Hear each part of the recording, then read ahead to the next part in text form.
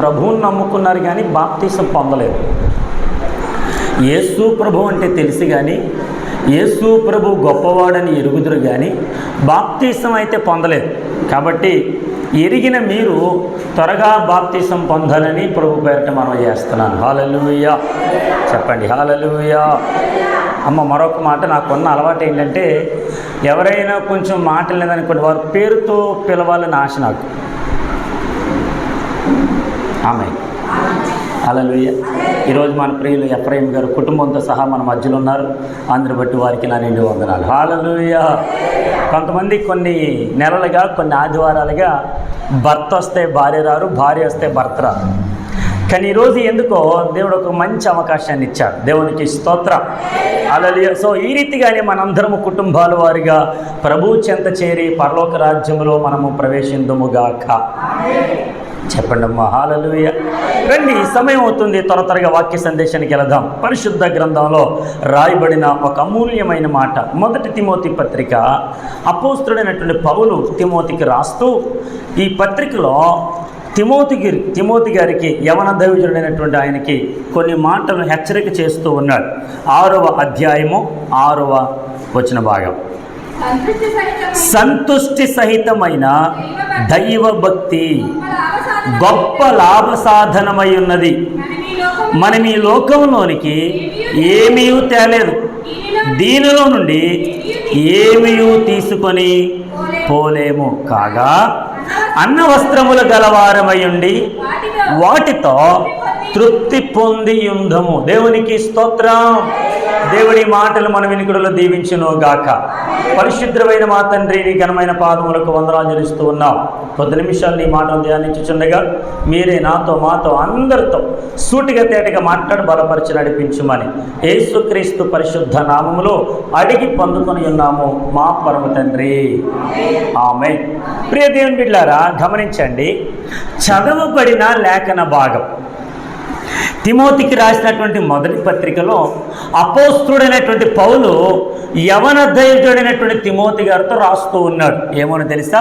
ఓ ప్రియ దైవజనుడా, ఓ ప్రియ స్నేహితులారా, నా ప్రియమైనటువంటి సంఘబిడ్డలారా, ఇదిగో సంతుష్టి సహితమైనటువంటి దైవభక్తి గొప్ప లాభ సాధనమై ఉన్నది. దేవునికి స్తోత్రం. ఏది గొప్ప లాభ సాధనం? వినాలి వాక్యాన్ని. లాభము తీసుకొచ్చేదేంటి? మనల్ని ప్రభులో నిలబెట్టేదేంటి? భయభక్తుల్లో నిలిపేదేంటి? ఇంకా చెప్పాలంటే ప్రభువు మాటకు లోబడే విధంగా చేసేదేంటి అని అడిగితే మన డబ్బు కాదు, మనకు పరపతి కాదు, మన ఉద్యోగాలు కాదు, మనకు సంబంధించినటువంటి ఆస్తిపాస్తులు ఏది కాదు. ఇదిగో సంతుష్టి సహితమైన దైవ భక్తి. హల్లెలూయా చెప్పండి, హల్లెలూయా. మన జీవితంలో ఆ దైవ భక్తి మనల్ని సంతృప్తి పరచాలి. భక్తి. ఆమె చెప్పండి, ఆమె. కొంతమంది చూడండి, ఎంత ఉద్యోగాలు చేసినా సంతృప్తి ఉందా? అమ్మా మీరు మాట్లాడండి. ఎంత ఉద్యోగం చేసినా సంతృప్తి ఉందా? పోనీ ఆరోగ్యం ఉందా? పోనీ ఇంకా చెప్పాలంటే మనం అనుకున్నట్టుగా మన జీవితాన్ని కొనసాగించగలుగుతున్నామా? మనం అనుకున్నట్టుగా నా లైఫ్ ఇలా ఉంటే బాగుండును, ఉద్యోగం వస్తే బాగుండు అనుకుంటాం. కొంచెం ఉద్యోగం వచ్చిన తర్వాత ఇంకా లైఫ్ అంతా కూడా టెన్షన్. ఉద్యోగానికి వెళ్ళకపోతే ఒక యజమానులు తీసేస్తారేమో, ఒకవేళ సరైనటువంటి విధానంలో ఒకవేళ పని చేయకపోతే గనక, ఆ యజమానికి నచ్చకపోతే గనక నేను నా ఇంటి వారు ఎలా బ్రతకగలం అనేటువంటి భయంతో ఆ ఉద్యోగానికి వెళుతూ ఉంటాం. నిద్ర ఉండదు, కష్టం ఉంటుంది, అనేక కలతలు ఉంటాయి, బాధలు ఉంటాయి, కష్టాలు ఉంటాయి, అనేక రీతిలుగా మన జీవితాన్ని వెళ్ళబుచ్చుతూ ఉంటాం. దేవునికి స్తోత్రం. ఇంకో మాట కూడా చెప్తారు, భక్తి చేస్తున్నాం కానీ ఆ భక్తి మన జీవితాల్లో సంతృప్తినిస్తుందా? ఆమె. నేను మొన్న న్యూస్ పేపర్లు చదివితే కర్ణాటక రాష్ట్రంలో తెలిసినటువంటి ఒక సాఫ్ట్వేర్ ఉద్యోగి, బాగా వినండి, కర్ణాటక రాష్ట్రంలో సాఫ్ట్వేర్ ఉద్యోగి ఒక ఆయన పనిచేస్తూ ఉన్నాడు. ఇంచుమించు నెలకి 1,50,000 సంపాదిస్తున్నాడు. అందరూ చెప్పండి ఎంత? 1,50,000 సంపాదిస్తుంటే అతను ఇచ్చిన స్టేట్మెంట్ ఏంటంటే, ఇదిగో నాకు కర్ణాటక రాష్ట్రంలో ఉద్యోగం వచ్చిందని సంతోషపడాలా, ఈ కర్ణాటక రాష్ట్రంలో చేస్తున్నటువంటి జాబును బట్టి నెలకి లక్ష కంటే ఎక్కువ వస్తుంది కనుక అంతకంటే ఎక్కువగా సంతోషపడాలి. లేదంటే ఈ నెల గడపడానికి, లేదంటే లగ్జరీ లైఫ్ జీవించడానికి నేను సంపాదించిన ఆ డబ్బంతా కూడా పోతుంది, దాన్ని బట్టి నేను బాధపడాలా అని అంటూ మరొక మాట అంటున్నాడు. ఇదిగో ఈ కర్ణాటక రాష్ట్రంలో 1,00,000 సంపాదించిన నాకు సంతృప్తి లేదు, కానీ మా ఇంటి దగ్గర, మా గ్రామంలో, మా పల్లెటూరులో ఒక పని చేసుకొని నెలకి 20,000 సంపాదిస్తున్న మా స్నేహితులు చాలా మంది ఉన్నారు. కుటుంబంతో క్షేమంగా గడుపుతున్నారు, ఆరోగ్యంగా ఉన్నారు. ఆ లైఫ్ ఎంత బాగుంటుంది, ఆ జీవితం ఎంత ఆనందంగా ఉంటుంది అని ఆ స్టేట్మెంట్ ఇవ్వడం జరిగింది. దేవునికి స్తోత్రం. ఉద్యోగం ఉంది, సంతృప్తి లేదు. డబ్బు ఉంది, సంతృప్తి లేదు. నేను అంటాను, మనం చేసేటువంటి భక్తి, మనకి బైబిల్ తెలుసు, ప్రార్థన తెలుసు, పాటలు తెలుసు, ఆరాధన తెలుసు, అన్నీ తెలుసు, కానీ ఆ భక్తి సంతుష్టి సహితమైన దైవభక్తేనా? ఆమేన్. అందుకే ఎవరు అన్నారు, నీతిగా నిజాయితీగా సంపాదించిన ఏ ఒక్క రూపాయి అయినా కాళ్ళు ఎగరేసుకొని బ్రతకచ్చు. ఆమేన్. నువ్వు కష్టపడి సంపాదించిన ఏ రూపాయి అయినా నీ జీవితంలో ఎవడు కూడా నేను నేలెత్తి చూపించకుండా చేస్తుంది. ఆమేన్. దౌర్జన్యంగా లాక్కున్నదైనా, అనేక రకాలైనటువంటి వారందరినీ మోసం చేసి సంపాదించిన ఏ రూపాయి అయినా మన దగ్గర ఉండదు కదా, మన దగ్గర ఉన్న డబ్బు కూడా మొత్తం ఖర్చు అయిపోతుంది. భక్తి కూడా అదే. దేవునికి ఇష్టమైనటువంటి భక్తి, నీ జీవితంలో సంతృప్తినిచ్చే భక్తి, సంతుష్టి సహితమైన దైవ భక్తి. ఆ కింద ఇంకో మాట రాస్తూ ఉన్నాడు, మనకు గొప్ప లాభ సాధనమై ఉన్నది. దేవునికి స్తోత్రం. చెప్పండి హల్లెలూయా. నీ భక్తి నీకు ఒక గొప్ప లాభం. ఆమేన్. దేవునికి స్తోత్రం.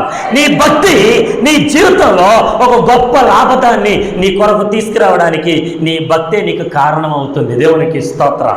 ఇక్కడ అంటూ ఉన్నాడు, 1 తిమోతి పత్రిక 5వ అధ్యాయంలో 7వ వచనం అంటున్నాడు, మనం ఈ లోకములోనికి ఏమీ తేలేదు, దీని నుండి ఏమీ తీసుకొని పోలేము, కాగా అన్న వస్త్రముల గర్వమై ఉండి ఎలా ఉండాలంట?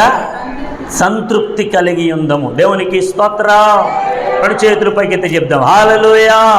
మనం ఈ లోకంలోనికి ఏది తేలా. ఏమని తెచ్చామండి? మాట్లాడండి అమ్మా. ఏమని తెచ్చామా? మీరేమని తెచ్చారో నాకు తెలియదు, నేనైతే ఏది తేలా. హల్లెలూయా. నేను ఈ లోకంలో పుట్టినప్పుడు, ఈ లోకంలో తల్లి గర్భంలో నుంచి బయటకు వచ్చినప్పుడు నేను ఏది తీసుకురాలా. ఇప్పుడు నేను ఎలాగైతున్నాను అట్లానే.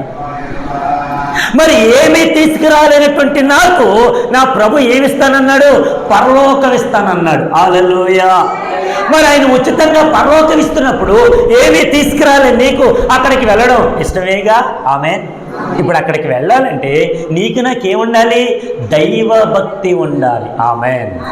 చెప్పండి హల్లెలూయా. దైవ భక్తి మన జీవితంలో మనకు కలిగి ఉన్నప్పుడు మనుషులందరూ చూస్తారు, పరిశీలిస్తారు, పరీక్షిస్తారు. ఎరా బైబిల్ పట్టుకున్నావుగా, ప్రార్థన చేస్తున్నావుగా, నీ జీవితం ఎలా ఉందేంటి, నువ్వు క్రైస్తవుడివేనా, దేవుడు నమ్మిన బిడ్డవేనా అని అడుగుతుంటున్నప్పుడు మనం చేసే భక్తి మన జీవితంలో గొప్ప లాభాన్ని తీసుకొచ్చేదిగా ఉండాలి. హల్లెలూయా. ఒక ఎగ్జాంపుల్ మీతో జ్ఞాపకం చేసి నేను త్వరగా ముగించడానికి ఇష్టపడుతున్నాను. రండి, పరిశుద్ధ గ్రంథంలో లోకాసు వార్త 12వ అధ్యాయంలో రాయబడినటువంటి ఒక గొప్ప మాట చూడండి.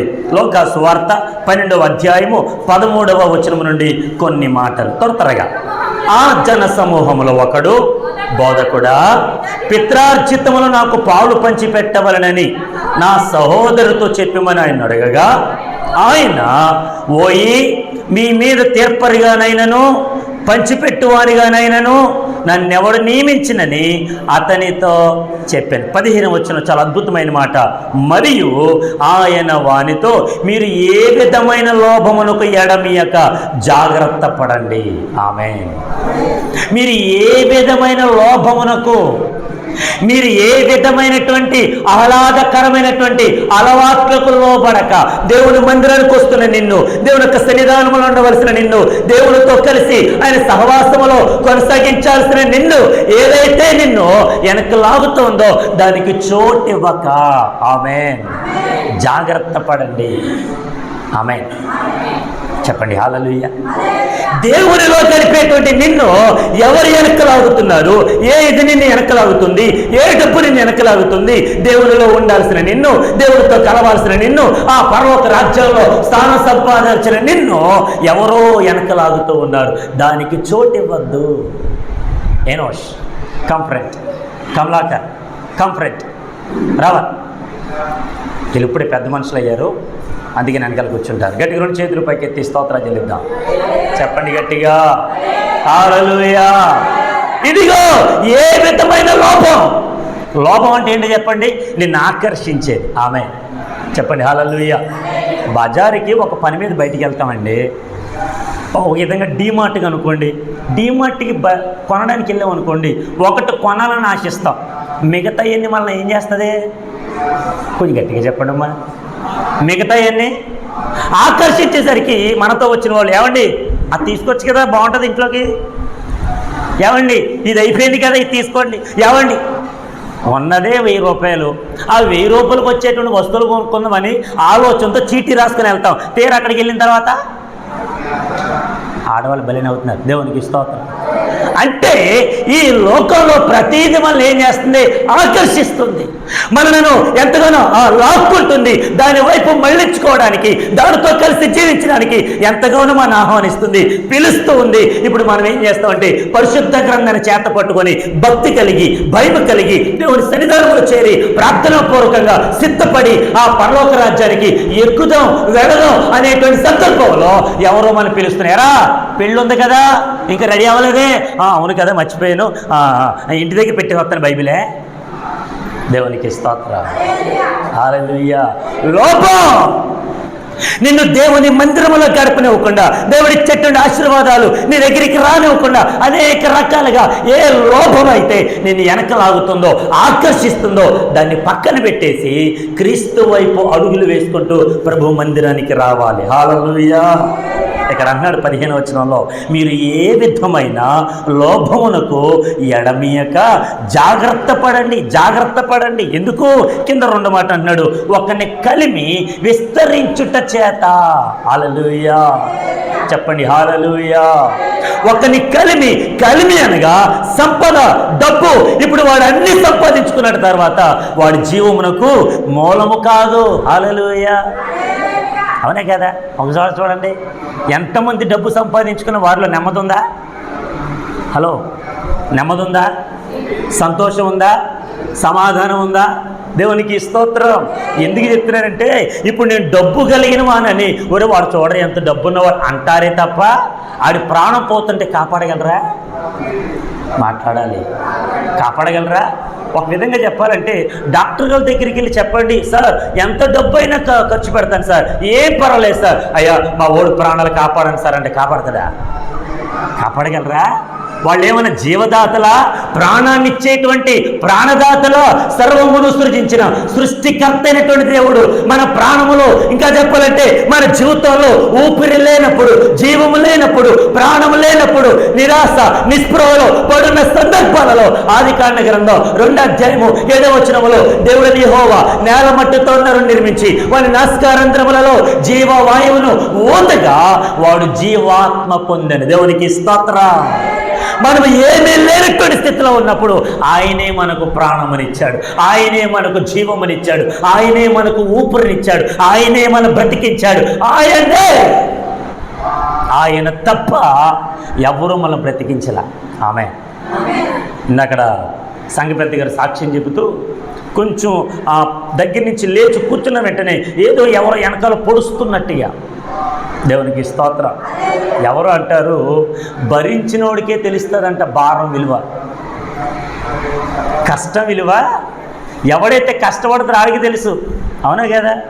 పొలంలో దిగి చేలుడ్చేటప్పుడు ఆ నీటిలో దిగి ఆ మోకాళ్ళ వరకు కిందకి దిగిపోయి మరలా ఒక అడిగేసి కొంచెం ముందుకెళ్ళి అలాగ పరల చేకూరుస్తున్నప్పుడు, పెడుతున్నప్పుడు, పొలం ఊడుస్తున్నప్పుడు, అనేక రకాల కష్టపడుతున్నప్పుడు పైన గట్టు మీద ఉండి యజమానులు ఎన్నో రకాలు చెప్తారు, ఎవరా ముందుకి, అక్కడే ఉండిపోయావే, అలా ఉండిపోయావే, ఎల్లు దిగితే తెలుస్తుంది. ఆమె చెప్పండి ఆమె. నువ్వు దిగకుండా గట్టు మీద కూర్చొని ఎన్ని మాటలైనా చెప్పచ్చు. ఆమెన్. కానీ మన ప్రభువు తన ప్రాణమును మనకిచ్చుటలో ఇదిగో నా ప్రేమ ఎంత గొప్పది అని యేసు ప్రభు తెలియజేశాడు. ఆమేన్. మరి ఆ ప్రేమను రుచి చూసిన మనలో క్రీస్తు ప్రేమ కనుపరచబడాలిగా. క్రీస్తు ప్రేమ మనలో ఉండాలి కదా.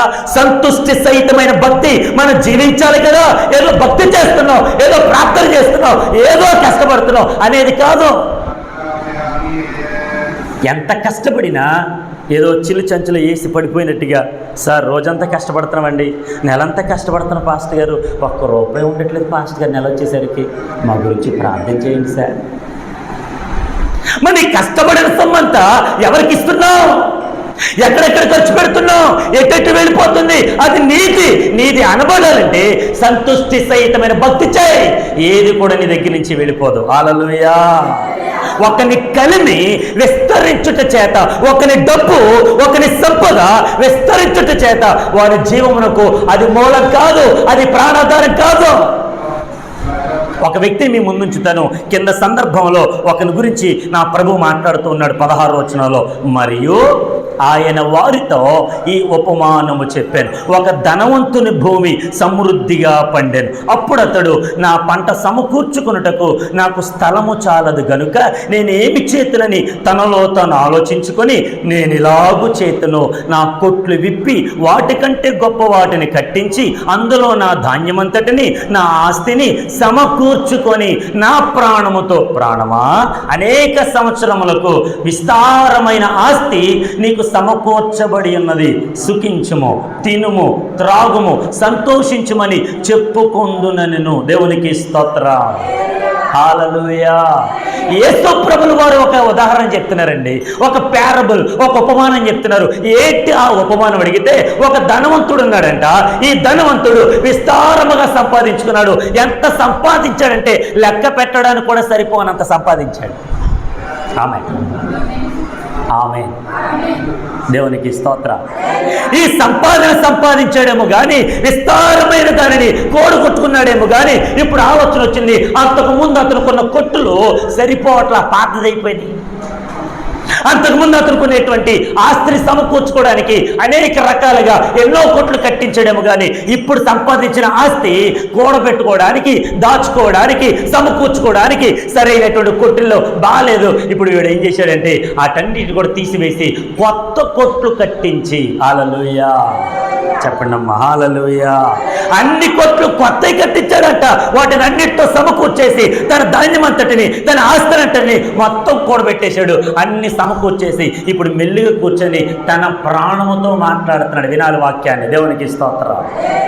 వాక్యాన్ని వినాలి.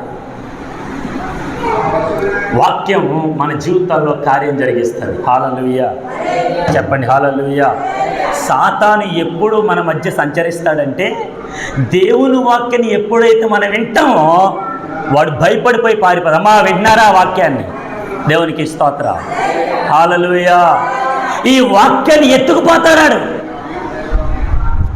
వాక్యాన్ని ఏం చేస్తాడు? ఎత్తుకుపోతాడు. కాబట్టి వాక్యాన్ని చాలా జాగ్రత్తగా ఆలకించాలి. దేవునికి స్తోత్రం. బాగా వినండి. ఈ ధనవంతుడు ఎంత సంపాదించాడో, సంపాదించిన దానంతటిని కూడబెట్టాడు, సమకూర్చుకున్నాడు, దాచిపెట్టాడు, అంత అయిపోయింది. ఇప్పుడు అంతా కూడా ఈ చెమటంతలా తీసుకుని ఇలా పడేసి కూర్చొని తనలో తాను మాట్లాడుకున్నాడంట, నా ప్రాణమా, అబ్బాబ్బాబ్బా, అసలు నీ కోసం ఎంత కష్టపడ్డానో తెలుసా నేను? అసలు నిన్ను సుఖపెట్టడానికి, నిన్ను సంతోషపెట్టడానికి, నేను ఆడంబరతనాలతో అనేక రకరకాల వాటితో నేను సంతృప్తిపరచడానికి నేను ఎంత కష్టపడ్డానో తెలుసా? కాబట్టి నా ప్రాణమా, ఇప్పుడు నీకు మాట చెప్తాను, గుర్తుపెట్టుకు తెలుసా? ఏంటో ఆ మాట తెలుసా? నా ప్రాణమా నువ్వు తినుము, నా ప్రాణమా నువ్వు సుఖించుము, నా ప్రాణమా నువ్వు సంతోషించుము, నా ప్రాణమా నువ్వు త్రాగుము. దేవునికి స్తోత్రం. మన చేతులు పైకెత్తి హల్లెలూయా. నా ప్రాణమా, నా ప్రాణమా, ఓ నా ప్రాణమా, నువ్వు బ్రతుకు, సుఖించు, తిను, త్రాగు, సంతోషించు, అన్ని నువ్వు వచ్చే. మరి ప్రాణం ఇచ్చిన దేవుడు వద్దా? ఆమేన్. ఈ ప్రాణం ఇచ్చిన దేవుడు వద్దండి నీకు? ఈ జీవమునిచ్చిన దేవుడు వద్దా? నువ్వు కష్టపడడానికి బలం ఎక్కడది? నువ్వు కష్టపడడానికి ఇంత ఆరోగ్యం ఎక్కడిది? ఎక్కడైనా కొనుక్కున్నావు నువ్వు? ఏ హాస్పిటల్ దగ్గరైనా, ఏ షాపు దగ్గరైనా అయ్యా నాకు పలానా కేజీ ఆరోగ్యం ఇవ్వండి అంటే ఇస్తాడా? మరి నీ ప్రాణంతో చెప్పుకుంటున్నావే. నీ ప్రాణమా? నీ ప్రాణమునిచ్చిన ప్రాణదాత కూడా ఉన్నాడు. ఆమేన్ చెప్పండి హల్లెలూయా. అప్పుడప్పుడు చూడండి, కొంచెం యాక్సిడెంట్ అయ్యి బ్లడ్ అంతా పోయిన తర్వాత డాక్టర్లు అంటారు, సార్ బి పాజిటివ్ బ్లడ్ కావాలి సార్, బ్లడ్ అంతా పోయింది సార్. ఎవరైనా రక్తదాతలు ఉంటే చూడండి. ఏ దాతలో మాట్లాడరేటండి? రక్తదానం. హల్లెలూయా. బి పాజిటివ్ ఎక్కడైతే దొరుకుతుందో ఆ రక్తదానం చేసేవాళ్ళని తీసుకురండి సార్. ఇప్పుడు రక్తదానం చేసిన నీకు దేవుడా? మాట్లాడాలి. రక్తదానం చేసినాడు దేవుడా? పోనీ ఆ రక్తం ఇచ్చిన డాక్టర్ నీకు దేవుడా? అన్ని కూడా నీకు ఇచ్చిన నీ దేవుడు ఉన్నాడు, ఆయనే నీకు దేవుడు. ఆమేన్ చెప్పండి హల్లెలూయా. అన్ని విధాలుగా ఆయన నీకు తోడున్నాడు. ఆయన లేకపోతే ఏదియో నీ చెంత నా చెంత ఉండదు, ఎంత మాత్రం కూడా మనతో ఉండదు. ఆమేన్. కొంతమంది చూడండి, వృద్ధాప్యులు ఉన్నవారు ఎంత ఆరోగ్యంగా ఉంటారు, ఎంత ఉదయాన్నే లెగిస్తారు, ఎంత చక్కగా పని చేస్తారు, ఎంతగా వయసు మీద పడిపోయినా అమ్మ మీరు ఇంత ఆరోగ్యంగా ఉండగల కారణం ఏంటంటే వాళ్ళు చెప్పే సమాధానం, నా దేవుడు నాకు ఆరోగ్యం ఇచ్చాడు. ఆమేన్. ఈ రోజున చిన్నపిల్లలు ఏమనొస్తారు చూడండి, ఉదయం కొంచెం ఆ చీపురుతారు, నేనే వెళ్ళాలా, ఉదయం కొంచెం ఆ దేశ నేను వెళ్ళాలా, ఉదయం కొంచెం అటు ఇసిరేరా చెత్త నేను వెళ్ళాలా. చిన్నపిల్లలు బలహీనత, చిన్నపిల్లలు మోనార్క్ లాగా కొంతమంది వెళ్ళలేక చేయలేక ఎన్నో రకాలుగా ఎక్కడ లేనటువంటి ఏదో నీరసం వచ్చేసినట్టుగా అప్పుడప్పుడు తల్లిదండ్రులు, ఎరా ఏ రోగం వచ్చింది నీకు, ఏమాయ రోగం, ఏది చేయట్లేదే, దేవునికి స్తోత్రం హల్లెలూయా. ఒక మాట చెప్తాను గుర్తుపెట్టుకోండి, ఇంట్లో ఉన్న పిల్లలే పని చేయకపోతే ఏ మాయ రోగం పట్టిందని అంటావే, ఒక తల్లిదండ్రులుగా నువ్వు ఎన్నో మాటలు అంటావే, మరి దేవుని సంఘంలో, దేవుని యొక్క ఆలయంలో, దేవుని పరిశుద్ధ సహవాసంలో చేరి కూడా ఉన్న మనందరం దేవుని మాట వినకపోతే సేవకుడిగా నేనేమనాలి మిమ్మల్ని? ఏమనాలి? అయ్యి బాబా ఫాస్ట్గా తిట్టేస్తున్నారు, అబ్బాయి ప్రసాద్ ఆయన్ని మానిపించే వెళ్ళిపోతాం మనమే. దేవునికి స్తోత్రం. రెండు చేతులు పైకెత్తే హల్లెలూయా. అదే డాక్టర్ పొడి చేసిన ఆపరేషన్ చేసేసిన ఆ డాక్టర్ చెయ్యగానే ఆరోగ్యం, ముట్టుకోగానే ఆరోగ్యం. ఆ డాక్టర్ అంట పొడి చేస్తాడు, ఆపరేషన్ చేసేస్తాడు, డబ్బులు ఇచ్చేస్తావు, కొన్ని వేల రూపాయలు ఇచ్చేస్తావు. ఆ డాక్టర్ గారు ఎంత మంచిదో తెలుసండి, బుజ్జే ఆ డాక్టర్ దగ్గరికి వెళ్ళే బుల్లే అట్టే. హల్లెలూయా. మరి సంఘానికి తీసుకురావా, దేవుని ఆలయానికి తీసుకురావా, దేవుని పరిశుద్ధ సహవాసంలో ఉంచావా? ఇదిగో ఈ ధనవంతుడు సమకూర్చుకున్నాడు, గొప్పవాడైపోయాడు, అన్ని సమకూర్చుకున్నాడు. ఇప్పుడు తన ప్రాణంతో మాట్లాడుతున్న మాట, నా ప్రాణమా ఇదిగో నువ్వు సుఖించుము, తినుము, త్రాగుము, సంతోషించు, అన్ని చేయి. కానీ దేవుని మర్చిపో. ఎవరిని మర్చిపోవాలి? మాట్లాడాలి అందరూ. ఎవరిని మర్చిపోవాలి? ప్రార్థన అనగానే ఎక్కడ లేని నొప్పులు వచ్చేస్తాయి, ప్రార్థన అనగానే ఎక్కడ లేని నీరసాలు వచ్చేస్తాయి, ప్రార్థన అనగానే ఎక్కడ లేని ఫంక్షన్లు వచ్చేస్తాయి, ప్రార్థన అనగానే ఎక్కడ లేని పెళ్ళిళ్ళు వచ్చేస్తాయి, ప్రార్థన అనగానే పాస్టర్ గారు ఇప్పుడు రాలేవండి, మా పిల్ల వస్తుందండి ప్రార్థనకి. మరి నువ్వు రావా?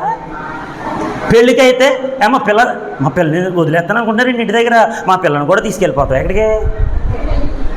ప్రార్థనకి మాత్రం మా పిల్లలు పంపిస్తానండి, సండే స్కూల్కి వెళ్ళవే, వెళ్ళు. దేవునికి స్తోత్రం. చెప్పరేంటి? హల్లెలూయా. దేవుని మందిరంలో నువ్వు చేసే భక్తి నీకు గొప్ప లాభ సాధన. హల్లెలూయా. ఇప్పుడు యేసు ప్రభు చెబుతూ మరొక మాట అంటున్నాడు. ఎప్పుడైతే ధనవంతుడు తనలో తాను మాట్లాడుతూ తన ప్రాణంతో మాట్లాడుతున్నాడు, 20వ వచనం చదవన మాట, 20వ వచనం, అయితే దేవుడు వెర్రివాడా ఈ రాత్రి నీ ప్రాణమును అడుగుచున్నారు, నువ్వు సిద్ధపరిచినవి ఎవని వగునని అతనితో చెప్పాను. దేవునికి స్తోత్రం.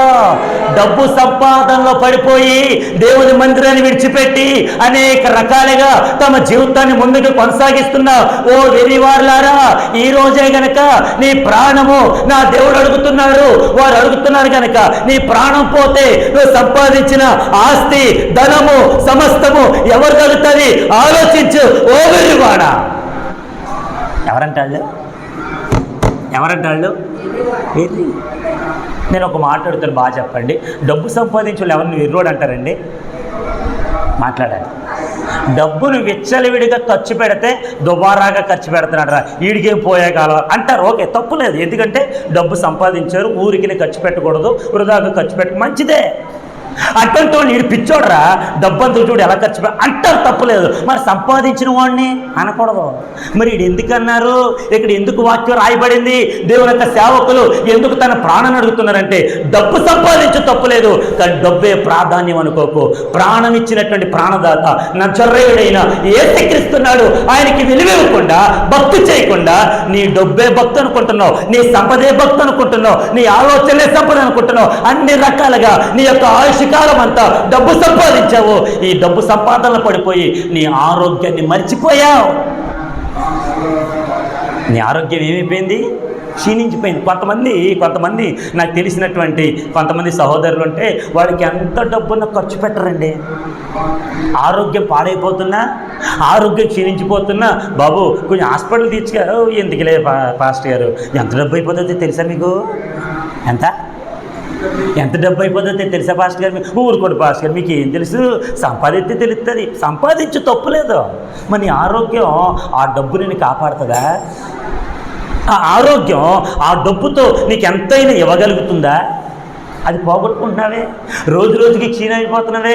నిన్న కాక మొన్న అనుకుంటా, నాకు తెలిసిన ఒక సహోదరి, ముస్లిం సహోదరు అంటే, వాళ్ళ ఇంటికి వెళ్ళాం, వాళ్ళని పలకరించాం. అంతకు ముందు మార్చి నెల కలిసినప్పుడు బాగానే ఉన్నారు, కొంచెం నీరసంగా ఉన్నారు. నిన్న కాక మొన్న వెళ్ళి కలిసినప్పుడు ఆ సహోదరి యొక్క పొట్ట కొంచెం పెరిగిపోయి కాళ్ళన్నీ ఉబ్బిపోయి ఉండేసరికి ఆ సహోదరిని అడిగాను, అమ్మాయి ఏమైంది అడిగితే, కిడ్నీ ప్రాబ్లం అండి. ఏ ప్రాబ్లం? కిడ్నీ ప్రాబ్లం అంట. యూరిన్ వెళ్ళట్లేదు, ఎంత మాత్రం కూడా ముందుకి నడవలేకపోతున్నారు, చాలా నీరసం అయిపోయారు, బలహీనం అయిపోయారు. చిన్న ఇద్దరు పిల్లలు ఉన్నారు. ఇద్దరు పిల్లల గురించి ఆలోచించి భవిష్యత్తులో నేను ఏమైపోతానండి, అయ్యా నా జీవితం ఏమైపోతుందో నాకు తెలియదని చేయి పట్టుకొని ఏడుస్తుంది ఆ సహోదరి. ఎందుకు చెప్తున్నాను తెలుసా? సంతుష్టి సహితమైన దైవ భక్తి గొప్ప లాభ సాధనమై ఉన్నది. ఈ ధనవంతుడు చేసినటువంటి పిచ్చి పనికి, ఓరి పిచ్చోడా, ఓరి వెర్రోడా, నీ ప్రాణాన్ని ఆయన అడుగుతున్నారా? ఒకవేళ నీ ప్రాణము పోయిందనుకో, సంపాదించిన ఆస్తి ఎవరు తగ్గుతుంది? ఆమేన్ చెప్పండి, హల్లెలూయా. ఎవరు తగ్గుతుంది అని చెప్తూ కింద ఒక మాట అన్నాడు, చివరి వచనం చెప్పి ముగిస్తున్నాను. దేవుని ఎడల ధనవంతుడు కాక తన కొరకే సమకూర్చుకునివాడు అలాగుననయుండు నేను చెప్పాను. దేవునికి స్తోత్రం, హల్లెలూయా. ఎక్కడో విన్నాడు ఒక సామెత, తన పొట్టే తనకి దేవుడంట. తన పొట్టే అమ్మా, తన పొట్టే తనకి దేవుడు. ఎప్పుడు చూసినా రాని, ఇంకన్నీ రాని, అన్నీ లోపల వేసుకుంటాడంటే. ఏమో దేవుడు అండి, దీనికోసమే కదా కష్టపడేది. అలాగంటారండి పాస్టర్ గారు, మీరు దీనికోసమే కష్టపడుతున్నావు, వచ్చినవన్నీ వేసేస్తావా? దేవుని కొరకు వద్దా? పరలోక రాజ్యం వద్దా?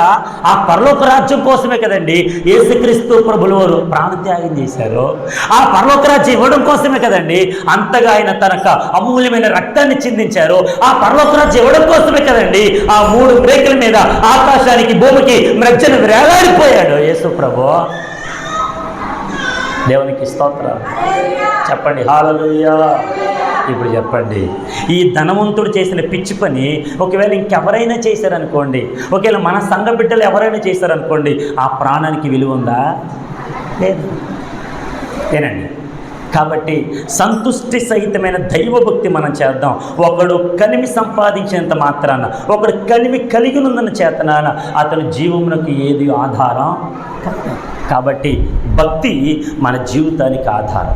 ఈ భక్తి దేవుని కొరకు మనం ఎప్పుడైతే చేస్తామో ఆయన గొప్ప లాభ సాధనంగా మనకెంత గొప్ప కార్యాలు చేస్తాడు. ప్రియ దేవుని బిడ్డలారా, నేను ముగిస్తూ ఉన్నాను. ఇంకనూ మనలో ఎవరైనా భక్తి చేసేటువంటి వారుగా ఉండి నటనలో ఉంటే కనుక మీ నటన పక్కన పెట్టండి, మీ వేషధారణ పక్కన పెట్టండి. క్రీస్తు కొరకు నిరాడంబరమైన భక్తి చేద్దాం, పరలోక రాజ్యాన్ని స్వతంత్రించుకుందాం, గొప్ప లాభ సాధనాలుగా బ్రతుకుదాం.